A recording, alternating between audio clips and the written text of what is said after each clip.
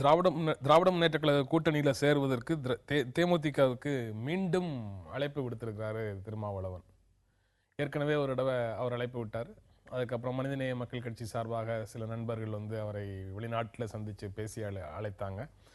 அவரிடமிருந்து எந்த பதிலும் இல்லை. இப்போ திருமாவளவன் மீண்டும் அழைப்பு விடுறாரு.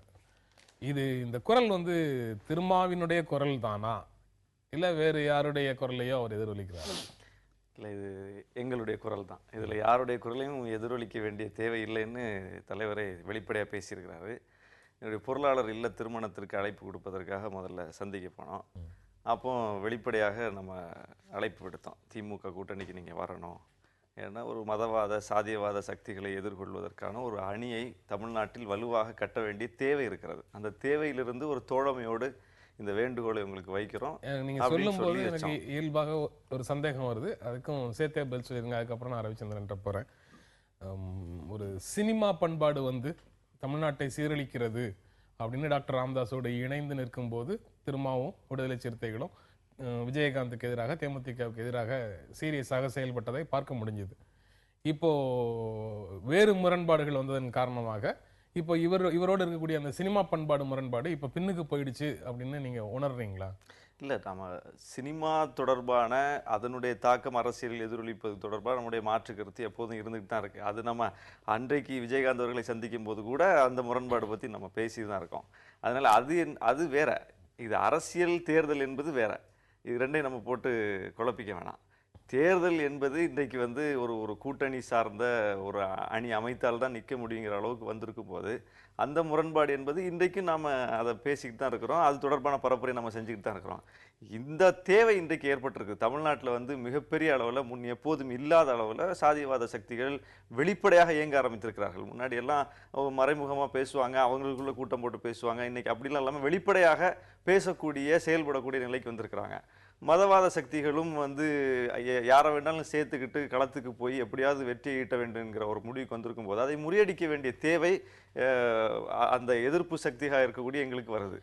அந்த அடிப்படையில் அந்த அணியை கட்ட நாங்கள் முயற்சிக்கிறோம். தேர்தலுக்கும் நம்முடைய கொள்கைகளுக்கும் தேர்தல் அணிகளுக்கும் நம்முடைய கொள்கைகளுக்கும் எந்த விதமான தொடர்பும் அப்படி சொல்ல வரல, அப்படி சொல்ல வரல. அந்த குறிப்பிட்ட விஷயத்தை நான் சொல்ல வரேன். நீங்க எப்படி பாக்குறீங்க திருமாவின் மறுபடியும் அழைப்பு அப்படிங்கிற செய்தியை நீங்க எப்படி பாக்குறீங்க? இல்லை சார், இன்னைக்கு வந்து அனைத்து இந்திய அண்ணா திராவிட முன்னேற்ற கழக கூட்டணியை தவிர மிக தெளிவான ஒரு இலக்கை எடுத்து நம்முடைய முதலமைச்சர் எடுத்த நிலைப்பாட்டை தவிர இன்னைக்கு இருக்கிற மற்ற கட்சிகள் எல்லாருமே ஏதோ ஒரு குழப்பத்தில் இருந்துகிட்டே இருக்காங்க. திமுகவாக இருக்கட்டும், இவங்க எல்லாருமே இருக்காங்க. இதில் கூட்டணி சேர்க்கறதுல நீங்கள் அங்கே வர்றீங்களா இங்கே வர்றீங்களா கேட்குறேன்.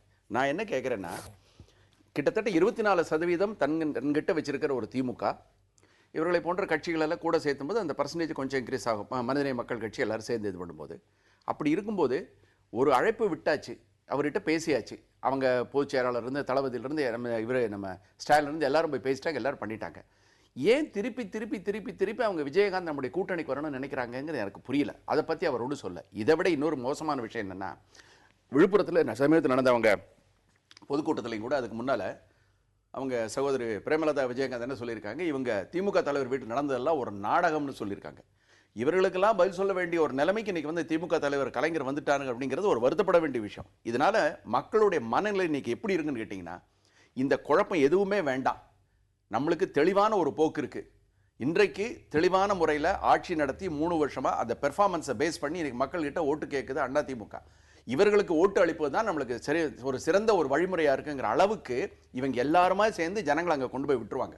எல்லாத்த விட நான் என்ன சொல்கிறேன்னு கேட்டிங்கன்னா, தனியாக நின்று ஒவ்வொருத்தரும் இன்றைக்கி பாருங்கள் பேப்பரில் வந்து அவர் 40 தொகுதிகளுக்கும் நேர்காணல் ஆரம்பிக்கிறார் 9ஆம் தேதியிலிருந்துன்னு விஜயகாந்த் இன்னைக்கு ஒரு அறிவிப்பு கொடுத்துருக்காரு.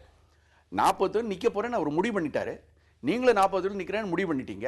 உங்க கூட்டணி செய்றீங்க. மாறாதது ஒண்ணும் இல்ல. 40 தொகுதிகளுக்கான அவர் சொல்லிட்டாருல, 20 தொகுதிகளுக்காக போய் இது வந்து எப்படி கேட்டீங்க, ராமேஸ்வரம் போனா சனீஸ்வரம் உள்ளங்கிற கதையா? அவர் மலேசியாவுக்கு போனாலும் பின்னால மனிதநேய மக்கள் கட்சி போறாங்க, அங்க போய் அங்கேயும் கூட்டணிக்கு. இவ்வளவு தூரம் ஒரு கூட்டணிக்காக அலைய வேண்டிய அவசியம் என்ன? தேவையில்லையே, ஏன் அலையணும்? இந்த அழைப்பு கொடுத்தாச்சு, முடிஞ்சா வாங்க, இல்லைன்னா விடுங்க. இவ்வளவு தூரம் அவரை கட்டி இழுத்துட்டு வந்து உட்கார வச்சு அவர் இன்னைக்கு பதிலே சொல்ல மாட்டேங்கிறாரு. இந்த உளுந்தூர்பேட்டையில் நடந்த தேமுதிக மாநாட்டில் அவங்க பேசும்போது, தலைவர்கள் பேசும்போது எல்லாமே அவருடைய கூர்மையான தாக்குதல் அனைத்து இந்திய அண்ணா திராவிட முன்னேற்ற கழகத்துக்கு எதிராகவும், அதற்கு அடுத்த நிலையில் அட்லீஸ்ட் வந்து பூனை வந்து தன்னுடைய குட்டியை கவுற அளவுலையாவது, எலியை கவுற அளவுக்கு வேகமா இல்லைன்னா குட்டியை கவுற அளவுலையாவது திராவிட முன்னேற்ற கழகத்துக்கு எதிராகவும் கண்டிச்சு தான் பேசுறாங்க. அப்படி அந்த பேச்சுல திராவிட முன்னேற்ற கழக அணியில நாங்க வரமாட்டோங்கிற செய்தி பொதிந்து இல்லையா? அது வேறு பார்கெயினுக்காக தான் அந்த லெவலோட நிறுத்திக்கிறாரா? அப்படி புரிஞ்சுக்கணுமா? விஜயகாந்த் பேசும்போது திமுகவை பெருசா எங்க விமர்சிச்சதில்ல. அவங்க மனைவி பேசும்போது தான் ஒரு இடத்துல திமுகவை விமர்சிக்கிற ஒரு விஷயம் தெரியுது. அதான் அவர் பேசல. இன்னும் சொல்ல போனா இன்னும் ஒருபடி மேலே போய் சொல்லணும்னா, எல்லா விஷயத்திற்கும் மத்திய அரசை வந்து பழி போட்டு விட்டு ஜெயலலிதா அவர்கள் தன்னுடைய தவறை மறைக்கிறார் என்று மத்திய அரசு, அப்படி பார்த்தா மத்திய அரசுக்கு சாதகமாக சொன்ன மாதிரி நம்ம அதை எடுத்துக்க முடியும். விஜயகாந்த் பேசும்போதே சாதியை வைத்தோ மதத்தை வைத்தோ இலங்கை தமிழரின் கண்ணீரை வைத்தோ நான் அரசியல் செய்ய விரும்பவில்லைன்னாரு. இப்போ அப்படி பார்த்தா இப்போ நமக்கு தெரிஞ்சு பாமக, மதிமுக, பாஜக அணி அமைய போகுதுங்கிற மாதிரி ஒரு தோற்றம் இருக்கு. அப்படி பார்த்தா பாமக வெளிப்படையா சாதியவாதத்தை வைத்து இயங்குறது, பாஜக மதவாதத்தை வைத்து இயங்குறது, இலங்கை தமிழரின் கண்ணீரை வைத்து மதிமுக இயங்குறது, நம்ம ஒரு முடிவுக்கு வரலாம். அப்போ அந்த அணியில தான் இல்லைன்னு விஜயகாந்த் சொல்ல வர்றாருன்னு கூட நம்ம அதை புரிஞ்சுக்கலாம். அவருடைய ஒவ்வொரு பேச்சுக்கும் ஒவ்வொரு விஷயத்தை மட்டும் எடுத்து பார்த்து நம்ம ஒரு முடிவுக்கு வர முடியாது. தேமுதிக வந்து மிக தெளிவாக காய்களை நகர்த்துகிறது, அது மட்டும் நல்லா தெரியுது. எல்லாரிடமும் நல்லா பேசுறாங்க, யாருடைய பேச்சையும் அவங்க நிராகரிக்கல. யார் பேச போனாலும் உட்கார வச்சு ரிசீவ் பண்ணி நல்லா பேசுறாங்க. நம்ம செய்வோம் பார்ப்போம் அப்படின்னு சொல்லி நாட்களை நகர்த்தக்கூடிய ஒரு நுட்பத்தை தான் கையாளுகிறத தவிர வெளிப்படையா யார்ட்டையும் எந்த வாக்குறுதியும் அவங்க தரல. அவர் என்ன சொல்லுவார் அப்படின்னு எல்லா தமிழ்நாட்டில் இருக்கிற அதிமுக கூட்டணி தவிர எல்லா கட்சிகளுமே இன்னைக்கு அவர் என்ன சொல்லியிருக்காரு, இதை பத்தி சொல்லியிருக்காரா, இவர் நிராகரிக்கவில்லை, இவர் எதை பத்தி சொல்லுங்க, இது வந்து இதையே தான் பார்த்துட்டு உட்கார்ந்திருக்காங்க. மற்ற விஷயம் எதையும் அவங்க யோசிக்கிற மாதிரி தெரியல. அதுல ஒரு அரசியல் முக்கியத்துவம் இல்லையா? சட்டமன்ற தேர்தலில் அனைத்து இந்திய அண்ணா திராவிட முன்னேற்ற கழகத்தோட கூட்டணியில இருந்து அவர் போட்டியிட்டாரு. அதற்கு பிறகு அவரை வந்து அவரால் தனியா நின்று பாரு, தனியா நின்று 39% ஓட்டுகள் அதிமுக வாங்கியிருக்க உள்ளாட்சி தேர்தலில், அதே உள்ளாட்சி தேர்தலில் 26% ஓட்டுகளை திமுக வாங்கியிருக்குதே. சரி, தனியா நின்று வாங்கியிருக்கு, மதிமுக நான் எதுவும் இல்லைன்னு சொல்ல நானு. ஆனா இப்ப அப்படியெல்லாம் வாங்கிய அரசியல் கட்சிகள் இன்று என்னுடைய முடிவுக்காக காத்திருக்கின்றன அப்படிங்கிறத தமிழக மக்கள் மத்தியிலையும் தமிழக அரசியல் கட்சிகள் மத்தியிலையும் அவர் நிரூபிக்கிறதுக்கான முயற்சியில் அவர் ஈடுபடுறாரு. வாய்ப்பு இருக்குங்கிற நான் இல்ல மறுக்கல. ஆனா நான் என்ன சொல்றேன் அப்படின்னா, எனக்காக எல்லாரும் காத்திருக்காங்க அப்படின்னா இவங்க எல்லாம் ஏன் காத்திருக்கணும் தான் கேட்கிறேன். இவங்க காத்திருக்க வேண்டிய அவசியம் என்ன? இன்றைக்கு வந்து விஜயகாந்த் கட்சியின் அவர் தேமுதிகவினுடைய ஓட் பர்சன்டேஜ் என்ன அப்படிங்கிறது 2011 இருக்க மாதிரி இன்னைக்கு இருக்கா? இல்லையே. அவர் கட்சியிலிருந்து எத்தனை எம்எல்ஏக்கள் வெளியில் போயிட்டாங்க, பண்ருட்டியார் கொண்டு எல்லாருமே வெளியில் இருக்காங்க. அந்த அளவுக்கு இல்லையே இன்னைக்கு. இவங்க ஏன் காத்திருக்கீங்க? அப்போ இவங்க யாருக்குமே வந்து தன் மீதே நம்பிக்கை இல்லை. எங்கள் தன் மீது நம்பிக்கை இல்லாம தான் அவர்கிட்ட போய் நிக்கிறாங்க எல்லாருமே. எதுக்கு நிக்கணும்? இல்ல தன் வலி அறிவதோட சேர்ந்து மாற்றான் வலியும் அறிகிறதுனால வர்ற பிரச்சனை. அனைத்து இந்திய அண்ணா திராவிட முன்னேற்ற கழகத்தை வீழ்த்த வேண்டும் என்றால் வின்னிங் மார்ஜினுக்காக கிடைக்கக்கூடிய வாய்ப்பை எல்லாம் பயன்படுத்திக்கலாம் அப்படிங்கிறதுக்காக எதிரில் இருக்கக்கூடிய கட்சிகள் எல்லாரையும் இறங்கி போகணுமா?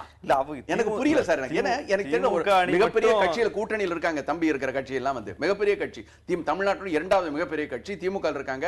பல வழிகளை பார்த்தவங்க, காங்கிரஸால மிகப்பெரிய அளவுல பாதிக்கப்பட்டவங்க எல்லாமே இருக்கிறாங்க. எதுக்கு போய் சும்மா சும்மா நின்றுட்டு இருக்கீங்க?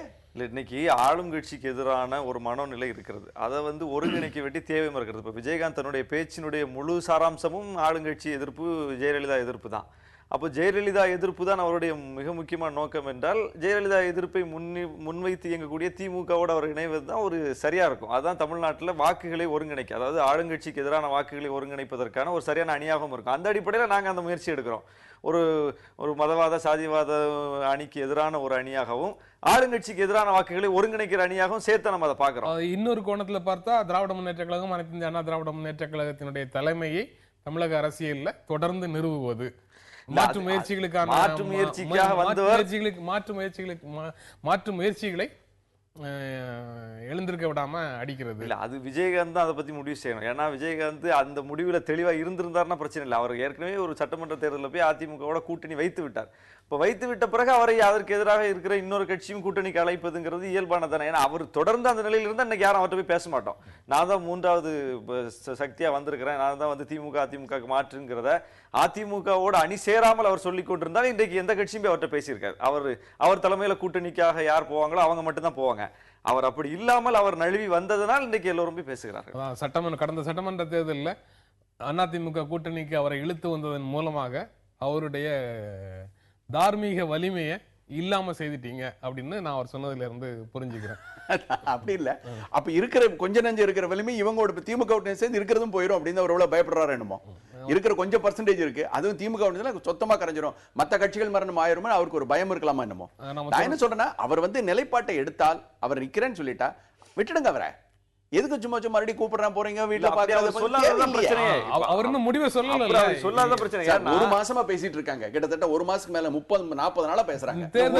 ஒரு மாசம் அவரு தானே பேசுறாரு, அதையும் பார்க்கணும்ல. நீங்க நாங்க மட்டும் பேசல, அவரு தானே பேசுறாரு. தேர்தலுக்கு இன்னும் 2 மாசம் இருக்குல்ல. சின்ன பெர்சன்டேஜ், ஒரு சின்ன ஒரு சமிகை கூட இல்லையா? இல்ல சமிகை இல்லன்னு சொல்ல முடியாது. ஏன்னா நாங்க போய் பேசும்போதே ரொம்ப வெளிப்படையா தான் பேசினார் அவர். நம்ம வெளிப்படையா அதை சொல்ல முடியாட்டாலும் ஒரு வலுவான அணி அமைக்க வேண்டிய தேவை இருக்கிறதுங்கிறத உணர்ந்து தான் பேசினார். அப்ப அவரு அவ்வளவு தூரம் வரவேற்று பேசும்போது நம்ம அதுக்கு அடுத்த கட்ட நகர்றோம், அவ்வளவுதான். நம்ம தொடர்ந்து பேசலாம் ஒரு இடைவேளைக்கு அப்புறம்.